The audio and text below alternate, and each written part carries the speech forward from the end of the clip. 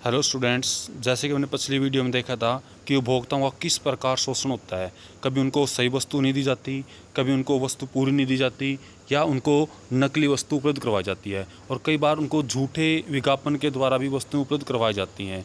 झूठे विज्ञापन के बारे में हम एक एग्जाम्पल देखते हैं, चलिए। कई बार ये झूठे वादों का सहारा लेकर भी कंपनियां इस तरह के काम करती हैं। जैसे कि एक बार एक एग्जाम्पल था कि एक अमेरिका की एक कंपनी थी। उन्होंने क्या कहा, एक दावा किया कि जो माँ का दूध है उससे बेहतर बच्चे के लिए हमारे द्वारा तैयार किया गया पाउडर का दूध है। तो ये दावा करके वो कई सालों तक पाउडर का दूध बच्चों को पिलाने के लिए बेचती रही। लेकिन बाद में उन्होंने ये स्वीकार कर लिया कि हमारा दूध, जो हमने बात कही थी वो झूठी थी, ये गलत बात की थी, माँ का दूध ही सबसे बेस्ट होता है। तो इस तरह के झूठे दावे करके वो हमारे समाज में उपभोक्ताओं का शोषण करते हैं। और जैसे इस तरफ एक महिला है कि हाँ, और एक घटना इसमें ये थी कि जो स्मोकिंग होती है, ये जो उत्पादन बेचने वाले होते हैं, इनका भी केस कई साल तक कोर्ट में चला कि आपके जो तम्बाकू का वो बेचते हैं उसके बेचने से या इस्तेमाल करने से लोगों को कैंसर होती है। तो इस तरह की लड़ाई भी वो न्यायालय में लड़ते रहे, लेकिन उपभोक्ता सुनिश्चित और नियम बनाए गए कि उनका संरक्षण किया जाएगा। फिर भी आपको एक नॉर्मल बात बताता हूँ मैं कि इस उत्पादों को रोकने के लिए कोई भी आवाज़ क्यों नहीं उठाता। जब इसके पीने से, इसके इस्तेमाल करने से कैंसर होती है, तब भी कोई आवाज़ क्यों नहीं उठाता। देखिए, इसमें एक महिला क्या सोच रही है कि सभी जानते हैं कि तम्बाकू लोगों की जान लेता है, पर कौन कहे कि तम्बाकू कंपनियों को तम्बाकू बेचने की छूट नहीं देनी चाहिए। यही तो पूंजीवाद है कि हाँ, पैसे जो कंपनी दे देती है, सरकार उसी का उत्पादन बनने देती है। वरना सबको पता है कि तम्बाकू से कैंसर होता है, फिर भी उत्पादन बन रहे हैं। अब हमारे सामने कुछ क्वेश्चन हैं, अब इन क्वेश्चनों को देखेंगे कि वो कौन कौन से तरीके हैं जिसके द्वारा लोगों का शोषण होता है। देखिए, मैंने अभी ऊपर देखा था कि पहला क्या करते हैं कि वो कम तौल देते हैं, कि वजन से कम वस्तु को देना। दूसरा था क्वालिटी अच्छी नहीं देते, कि कई बार क्या करते हैं कि जो चीज़ हमने मांगी है उसके अनुसार क्वालिटी नहीं देते। जैसे हम कई बार चाय लेके आते हैं या हम चीनी लेके आते हैं, तो क्या करते हैं वो कि एक मोटी चीनी आती है, एक बारीक चीनी आती है। जो मोटी चीनी के रेट में बारीक चीनी देते हैं जिसके अंदर कुछ और केमिकल मिलाया होता है। उसी प्रकार हमारे ये कम तोड़ सकते हैं, अच्छी क्वालिटी नहीं देते, वस्तु की क्वालिटी को जानबूझकर खराब कर देते हैं, मिलावट कर देते हैं। बड़ी बात है कि मिलावट भी कर देते हैं, और ये झूठे वादे करते हैं, और कुछ वस्तुओं को जानबूझकर एक वस्तु के साथ लगा देते हैं ताकि उपभोक्ता जब एक वस्तु खरीदे तो दूसरी वस्तु को मजबूरी में उसको खरीदना पड़े। जैसे वो कहें कि आपको अकेला ब्रश नहीं मिलेगा, आपको टूथ ब्रश एक साथ लेना पड़ेगा। तो इस प्रकार की घटनाएं भी उपभोक्ता को शोषण करती हैं। आगे है कि अपने अनुभव से एक ऐसा उदाहरण पर विचार कीजिए जहां आपको ये लगे कि बाजार में धोखा दिया जा रहा है। कक्षा में चर्चा कीजिए। ये आप अपने अनुभव से बता सकते हैं कि जब आप कहीं कभी दुकान पे गए हों तो किसी दुकानदार ने ऐसी कोई घटना की हो कि उन्होंने कम तो सामान तोल दिया हो, या कम मात्रा में सामान दिया हो, या क्वालिटी अच्छी ना दी हो, या झूठ बोल के आपको सामान दे दिया हो और वो आके ही जल्दी ख़राब हो गया हो। तो इस तरह की कोई घटना अगर आपके साथ घटी है तो उसके बारे में बताना है।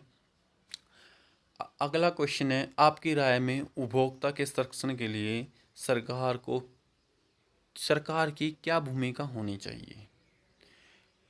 इसमें सरकार का जो काम है, सरकार को इसमें आना चाहिए। सरकार को जितने भी प्रोडक्ट हैं उनकी क्वालिटी, उनकी मात्रा, जितनी वो कितने ग्राम के, जैसे हम बात करते हैं किलो में वो 900 ग्राम करते हैं, तो उसको 900 ग्राम के ऊपर लिख कर उसके ऊपर 900 ग्राम, लीटर की बजाय 900 ग्राम लिखे उसके ऊपर, और उस पदार्थ की क्वालिटी भी चेक करें कि वो किस प्रकार की है। और क्वालिटी के बाद उसको एक मार्क लगा देना चाहिए कि जैसे इसके ऊपर कि इसने हम इसको स्थापित कर दिया कि ये चीज़ सही है। जैसे हम फलों के ऊपर आता है कई बार ओके, ओके टेस्टिंग। सेब के ऊपर आप अगर पर्ची देखते हैं उसके ऊपर लगा होता है कि ओके टेस्टिंग। तो इस प्रकार की सरकार को करनी चाहिए। सरकार को मिलावटी चीज़ों के ऊपर ज़्यादा ध्यान रखनी चाहिए। मेडिसिन वगैरह के ऊपर जो है, एक कंपनियां दूसरे साल्ट की मात्रा में परिवर्तन करके कम कीमत पर वस्तुओं को बेचने के बजाय महंगी बेचती हैं। तो उसके ऊपर सरकार को विशेष ध्यान रखना चाहिए। ज़्यादातर सरकार को ऐसे नियम और रूलों पर ध्यान देना चाहिए और ऐसी संस्थाओं का निर्माण करना चाहिए जो उपभोक्ताओं का संरक्षण करती हैं। वो हमारे चाहे जिला स्तर पर हो, चाहे हमारे ब्लॉक स्तर पे हो, या हमारे राज्य स्तर पे हो, या इंटरनेशनल लेवल पे हो, हमारे कहीं भी हो, उनके लिए एक ऐसी संस्था का निर्माण करना चाहिए जो भी उत्पादन बने उसकी जांच की जाए पहले। उपभोक्ता अदालतें, अब मैं आपको एक बात इसमें बता देता हूँ कि उपभोक्ता अदालत क्या होती है। जहाँ पर वस्तु के प्रति या उपभोक्ता को लगता है कि उसके साथ धोखा हुआ है या उसके साथ नाइंसाफ़ी की गई है, तो वो क्या करते हैं, अपना केस उपभोक्ता की अदालत में, जहाँ पर हमारे कंज्यूमर कोर्ट हैं, वहाँ डाल देते हैं। तो यह हमारे अलग अलग सतर पर अलग अलग होती है। हमारे ब्लॉक स्तर पर अलग होती है, हमारी जिला स्तर पर अलग है, हमारे स्टेट स्तर पर अलग है और इंटरनेशनल स्तर पर अलग है।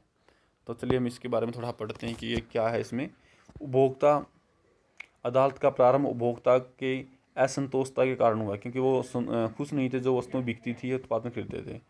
क्योंकि विक्रेता कई अनुचित व्यवसायिक व्यवहारों में शामिल होते थे। बाजार में उपभोक्ताओं को शोषण से बचने के लिए कोई कानूनी व्यवस्था उपलब्ध नहीं थी। लंबे समय तक जब एक उपभोक्ता को एक विशेष ब्रांड या उत्पादन या दुकान से संतुष्ट नहीं होता था, तो उसे समय उस ब्रांड को खरीदना बंद कर देता था या उस दुकान को खरीदारी बंद कर देता था। तो यह मान लिया जाता था कि यह उपभोक्ता की जिम्मेवारी है कि एक वस्तु और सेवा को खरीदते वक्त सावधानी बरते। संस्थाओं को लोगों को जागरूक लाने में भारत और पूरे विश्व में कई वर्ष लग गए। इसे वस्तुओं और सेवाओं की गुणवत्ता सुनिश्चित करने की जिम्मेवारी विक्रेताओं के ऊपर डाल दी गई। क्यों नहीं, यह कहा गया कि जो वस्तुएं हैं या जो वस्तुएं खरीदी जा रही हैं तो उपभोक्ता अपनी देख के खरीदे। लेकिन कई बार क्या होता है कि उपभोक्ताओं को सारी जानकारी नहीं होती। सभी व्यक्तियों को सारी वस्तुओं की सही मापक की जानकारी नहीं होती और वो सभी वस्तुओं की सही जानकारी ना होने के कारण कमी आ जाती है, अर्थात सारी जानकारी ना होने के कारण उसका शोषण होता है। भारत में सामाजिक बल के रूप में उपभोक्ताओं को अदालत का जन्म हुआ। अनैतिक और अनुचित व्यवस्था कार्यालयों में उपभोक्ताओं के हितों की रक्षा करने और प्रोत्साहित करने की आवश्यकताओं के साथ हुआ है।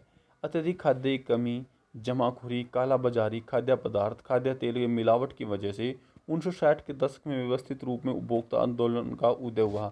हमारे यहाँ उपभोक्ता आंदोलनों का आरंभ 1960 के दशक में हुआ था। ये हमारे छोटे क्वेश्चन आ रहे हैं, इनको साथ साथ ध्यान रखना। 1970 के दशक तक उपभोक्ताएं संस्थाएं बृहत स्तर पर, एक बहुत बड़े स्तर पर उपभोक्ता अधिकार से संबंधित आलेख और लेखन की प्रदर्शनी आयोजन करने लगे थे। जैसे कहते हैं ना कि इन्होंने बड़े बड़े अखबारों में छापना या पत्र छापना, ये सब पुस्तकों का निर्माण करना, तो वो एक उपभोक्ता संरक्षण के लिए करने लगे थे। उन्होंने सड़क यात्री परिवहन में अत्यधिक भीड़ भाड़ और राशन दुकानों में होने वाले अनुचित कार्यों पर नज़र रखने के लिए उपभोक्ता दल बनाई कि जो हमारे दुकानदार हैं या हमारी जो बड़ी कंपनियां हैं, धोखा करती हैं, वस्तुओं को कम तोलती हैं, मापती हैं या क्वालिटी अच्छी नहीं देती, मिलावट करती हैं, तो इनको जानने के लिए उपभोक्ता दलों का निर्माण किया गया। तो उपभोक्ता दल किसे कहते हैं? अब आपके सामने क्वेश्चन ये आया कि वो दल जो उपभोक्ता के लिए वस्तुओं की जांच पड़ताल करते हैं, जो वस्तुओं में क्वालिटी को चेक करते हैं, मात्रा को चेक करते हैं, वो उपभोक्ता दल बनाए गए। हाल में ही भारत में उपभोक्ता दलों की संख्या में भारी वृद्धि हुई है, मतलब अभी अभी बहुत ज़्यादा संख्या में उपभोक्ता दल बढ़ाए गए हैं। अब हम बात करते हैं इंटरनेशनल उपभोक्ता उपभोक्ता इंटरनेशनल। 1985 में संयुक्त राष्ट्र ने उपभोक्ता संरक्षण के लिए संयुक्त राष्ट्र के दिशा निर्देशों को अपनाया। यह उपभोक्ता की सुरक्षा के लिए अपनाए तरीकों अपनाने हेतु राष्ट्र के लिए ऐसा करने के लिए अपनी सरकारों को मजबूत करने हेतु उपभोक्ता की वकालत करने वाले समूह के लिए एक हथियार था। अंतर्राष्ट्रीय स्तर पर यह उपभोक्ता आंदोलन का आधार बना। आज उपभोक्ता इंटरनेशनल 115 देशों से अधिक देशों में 220 संस्थाओं का एक संरक्षण संस्था बन गई है कि लगभग हमारे 115 देशों में, मतलब हमारे ये है उपभोक्ता इंटरनेशनल, हमारे अंतर्राष्ट्रीय स्तर के ऊपर इस तरह का एक संस्था बनाई गई है जो सारी की सारी कार्रवाई या जितने भी उत्पादक की कम तोल माप की व्यवस्थाएं हैं उनको देखती है। और ये लगभग 220 संस्थाएं हमारे सारे देशों के अंदर काम कर रही हैं आज के समय में। फिर आता है इन सभी प्रयासों के फलस्वरूप यह आंदोलन बृहत स्तर पर उपभोक्ता के हितों के खिलाफ और अनुचित व्यावसायिक शैली को सुधारने के लिए व्यावसायिक कंपनियां और सरकार दोनों पर दबाव डालने में सफल हुआ है। 1986 में भारत सरकार ने एक बड़ा कदम उठाया।